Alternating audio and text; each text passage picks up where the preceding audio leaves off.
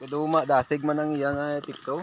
Compare sang way nabutangan solubilizer, Daso nang tamasok doon ang dula. ang tamasok.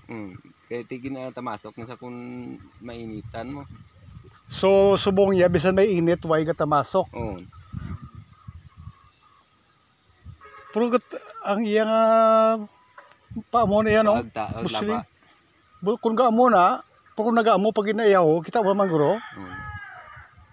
Baka pila lang kadlaw nga naglagtom dayon. Mga isagi mangguro ka semana. Pero sa una sinimana, no? Oo. Lawig ni iya nga lagtom. Na tiner-tiner gini sa. Okay, balo ka bakterya ni.